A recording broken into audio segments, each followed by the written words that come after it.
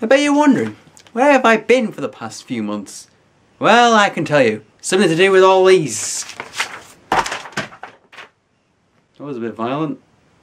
As a kid, I never played many educational games. Maybe that's because I didn't need it, or maybe that's because I was focused on other games. But one game that I did play was Zoombini's The Logical Journey, or The Logical Journey of the Zoombinis, or the Zoombini's Maths Journey, which is the version that I have, right here. Released in 1996, Zoombini was an educational puzzle game where you control a ragtag group of weird-looking blueberries, each with subtle differences. These Zoombini would not only go on adventures, but they had a tendency to get into trouble quite a lot. And that's where you come in, because, you know, there's puzzles to solve and you gotta guide them through it. The game was created by Broderbund, but the version that I have is from after they were bought out by the Learning Company. But do you know what else I have on this? Printable activities, please. Form a line. The story setup for this game is rather simple, which isn't a bad thing because, you know, I wasn't exactly expecting Tristram Shandy, so I think we're in the clear. Essentially, the Zoombinis got scammed by some weird guys called the Bloods, who we never see at all, into slavery?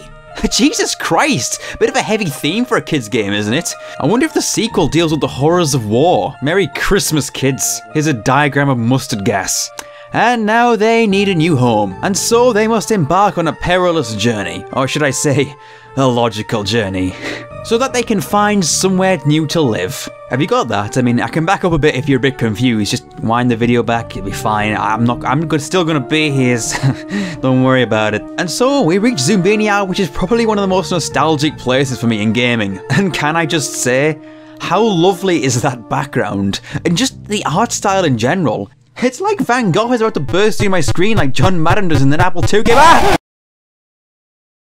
At this point, you can create the Zoombinis. You can give them different hair, eyes, noses, and feet. These differences are mainly aesthetic, but they're important to how many the puzzles play out. 16 Zoombinis later, and we're ready to embark on our logical journey.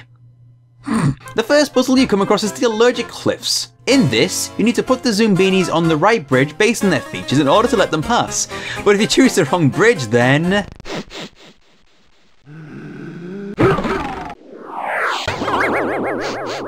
This one isn't too difficult though, because you just employ some trial and error and you can work it out easy peasy. If you get too many wrong though, you'll lose all your pegs and the bridges will fall.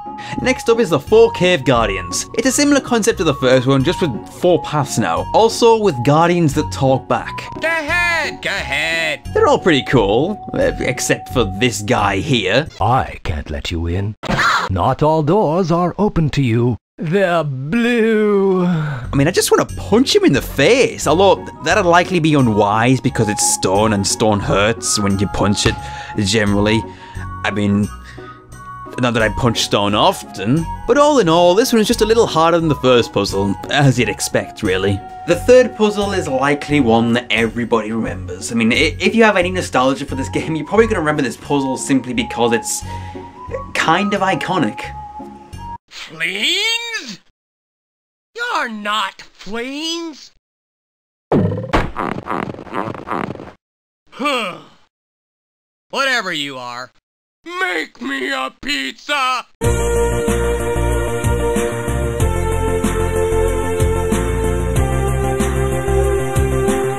Yes, it's the infamous pizza troll, Arno, and he wants you to make him a pizza, but he's picky. He wants his pizza done in a specific way.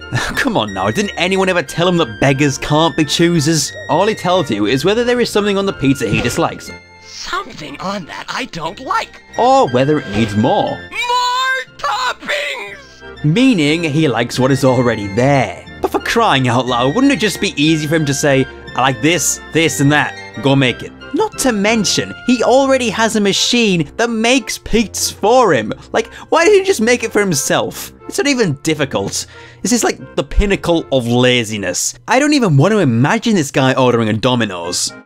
Hello, this is Domino's. May I take your order? Make me a pizza! Okay, do you want a pepperoni pizza? More toppings! Alright, how about some peppers as well? Something on that I don't like. Look, you're gonna need to help me out here. What about mushrooms? Do you like mushrooms? Come on! More stuff! You know what? Screw you, dude. I'm not putting up with this today.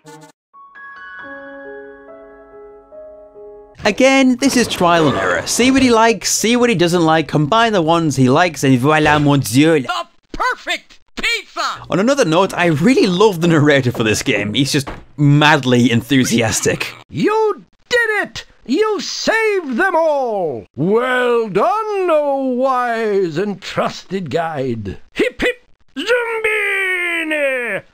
Hip hip Zoombini! This game works in blocks of 3, so after this puzzle we reach a checkpoint known as Shelter Rock. You can store Zoombinis here if necessary, and also click on things such as a bubbling cauldron, a rock man washing himself, and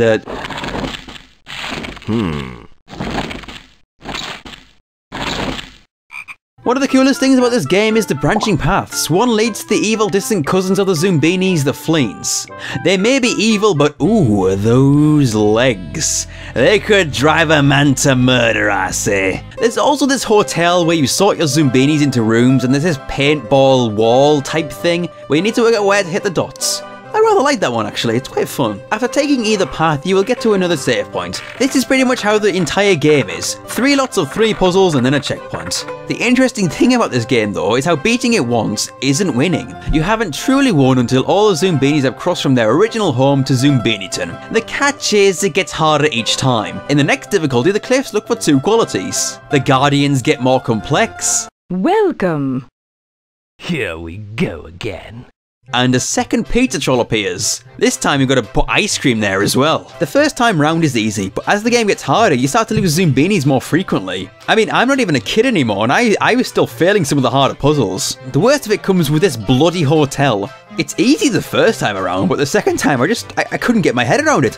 I didn't know what to do. I lost so many Zoombinis, it's heartbreaking. After beating it once, the logical journey quickly becomes a real challenge, and not just for kids, but for adults too, which is incredibly commendable because most kids' games are really easy. But Zoombinis don't mess around, you turn your back, you get the balls.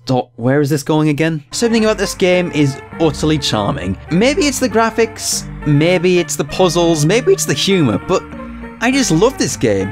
Even now I love it. I don't know why, it's just brilliant. It's weird because educational games kind of lose their touch as we get older, but you know, this one really hasn't.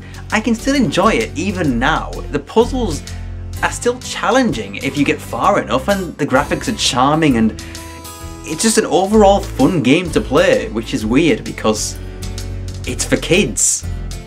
I'm not the target audience for this. I mean, sure, the puzzles can get a bit samey at points because they're based on the same system. It's all the features. That's basically the selling point of the game, but you know, it's still fun. Can't just nitpick. Why would you nitpick? What are you doing that for? I don't care what you think. So in the end, I highly recommend that you check this out. Or don't. I'm not your mother. Am I? Hey? See, she doesn't think so. Whoa.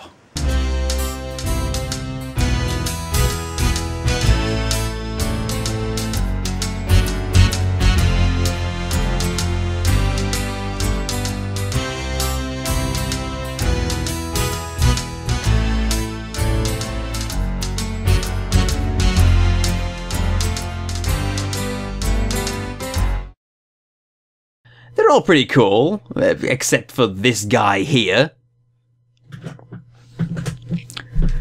Oh, my light went off. Hold on. Let me just... There we go. No. This is not preferable. Beep boop. No! There we go. There we go.